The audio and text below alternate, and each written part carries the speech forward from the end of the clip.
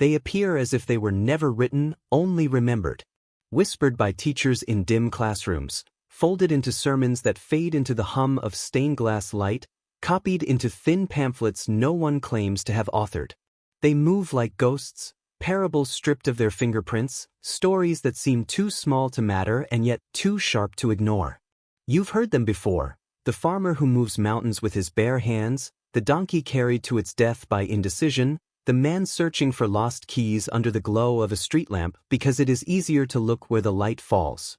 They repeat themselves across cultures, across centuries, as if scattered deliberately, coded fragments planted in the cracks of civilization. At first, they feel harmless. Little lessons for children, meant to shape patience, humility, or resolve. But listen at the wrong hour, alone, sleepless, staring into the dark, and the tone changes. Their simplicity feels intentional, almost weaponized. Too concise. Too precise. A narrative stripped to its bone, designed to slip under your guard. The repetition becomes suspicious. Why this donkey? Why this mountain? Why this man under the lamp? Resurfacing everywhere, unchanged, unclaimed? Many versions have no author, no original text. They drift like pollen, through blogs, through forgotten handbooks for chaplains, through training materials buried in academic websites. They are framed as wisdom stories, tools to teach or comfort. But intelligence agencies have long known the power of fragments. You don't need a book, you just need the right sentence, whispered often enough, to plant itself forever. What if these stories are not innocent? What if they are programming? Think of tradecraft, phrases seeded into culture until they no longer feel strange, until they become part of the furniture of thought. Once embedded, they steer without being noticed. The donkey story, repeated endlessly, teaches not just wisdom but ridicule, mocking those who try to please everyone, conditioning us to fear judgment. The farmer who moves mountains becomes an anthem of feudal persistence, preparing entire generations to accept endless, backbreaking work without complaint. The man beneath the street lamp conditions us to search only where we are told to search. Each tale functions like a trigger, shaping perception while pretending to teach morality. And yet no one asks who first told them. No one questions how they appear in China, in Persia, in Europe, in American classrooms, always the same skeleton dressed in new language. Like a virus with no patient zero. Silence surrounds their origins, and that silence feels deliberate. It's easier to laugh at their simplicity, easier to pass them along to children, easier to dismiss them as folklore than to wonder if something else is speaking through them. They refuse to die. They refuse to vanish. They wait in the margins of memory, showing up when you least expect them. And when you start to notice the repetition, when you start to see how precise the structure is, the question becomes impossible to ignore: were these stories ever meant to guide us, or were they meant to shape us? Were they fragments of human wisdom, or fragments of an older design? And if they are code, then who, across centuries, across continents, has been writing inside our minds? A man loses his keys in the darkness. He bends down, searching beneath a street lamp, scouring the ground again and again. When asked why he looks there instead of where the keys were lost, he smiles. Because here, under the light, it is easier to see. On the surface, it is comedy. A harmless moral about human laziness, about our tendency to prefer convenience over truth. But the story clings like smoke. It doesn't vanish when the laughter fades. It stays with you, like a dream that refuses to leave, whispering a darker suggestion. What if this is not about foolishness at all? What if it is about training? About conditioning entire societies to search only where the light has been placed for them? The parable resurfaces everywhere. In classrooms, in therapy manuals, in moral training for soldiers. Buried in the archives are handbooks where this same tale is slipped quietly among lessons on perception, judgment, and obedience. It is not just a story, it is a tool. And when you dig deeper, into declassified material pried loose by FOIA, the parallels begin to sting. Cold War research reveals programs where allegory and parable were used to steer cognition, to redirect how people framed questions and where they sought answers. Not truth, but the illusion of searching. Not discovery, but containment. If the street lamp is where you are told to look, you will never wander into the darkness where the real keys are hidden. Psychologists defend it as a harmless example of bias, of flawed reasoning. But what if that defense itself is part of the misdirection? What if its very repetition, through textbooks, through sermons, through military ethics courses, is the point? A simple story repeated until its true function disappears, smuggled in as wisdom but operating as programming. Each retelling sharpens the same reflex. We laugh at the fool searching in the light, but we are trained, silently, to avoid the dark. The parable does not merely describe a behavior, it creates it. And here, guilt seeps in. Because if the story is conditioning, it means every time we've repeated it, we have served its purpose. Every time we've smiled at its absurdity, we have looked away from the question it was built to hide. What lies outside the circle of light? What has been hidden where we refuse to look? How many truths remain buried in the dark, not because they cannot be found, but because we were taught never to search there? The man beneath the lamp is not a fool. He is a mirror. He shows us what we have become, obedient seekers of the visible, complicit in ignoring the shadows. And once you see that, you can never laugh at the story again. You can only wonder who placed the lamp, and what they were desperate to keep you from finding. An old farmer stands before a mountain so vast it swallows the horizon. His hands are weak, his shovel small, yet he begins to dig. He does not question the task, he does not measure the scale. He only digs. His children laugh at him, his neighbors mock him, the village whispers about his madness. But he does not stop. He digs until his body breaks, and then his children inherit the shovel. They too dig, their laughter silenced, their doubts replaced by duty. The parable assures us this is noble, that persistence outlives mockery, that one day the mountain itself will yield. By daylight, this tale is sold as inspiration, a hymn to determination. But at night, when the story plays in the quiet corners of the mind, its shape shifts. It ceases to be about triumph. It becomes a curse, an unending inheritance of labor without resolution. Psychologists studying this fable see it less as a lesson in persistence and more as a blueprint for compliance. The tale teaches not victory, but endurance. Not success, but submission. A perfect closed loop. The task is endless, but quitting is forbidden. Futility becomes sanctified. Suffering itself is reframed as moral virtue. In this light, the story is not encouragement. It is programming, teaching us to celebrate the act of exhausting ourselves against an immovable weight. What better way to ensure obedience across generations than to tell them that sacrifice is salvation, that endless struggle is proof of worth? Evidence of this use appears in the archive.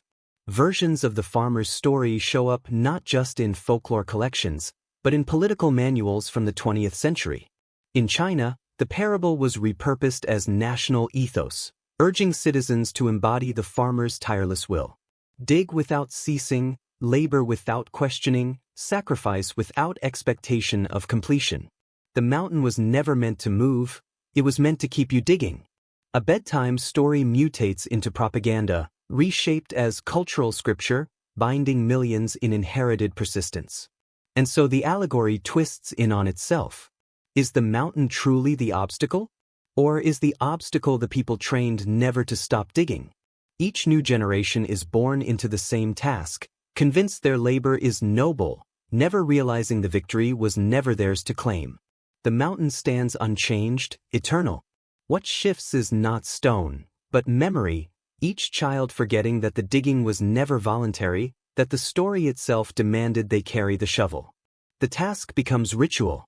The ritual becomes destiny. And destiny becomes control. This is where the unease sharpens. How many of our own struggles are mountains placed in front of us, not to be solved, but to consume us? Careers that demand endless hours, debts designed never to be paid, causes framed as noble yet structured to ensure we never win. We inherit the labor from those before us, carry it forward, and hand it off again, mistaking exhaustion for meaning. The story tells us this is strength. But what if it is only shackles?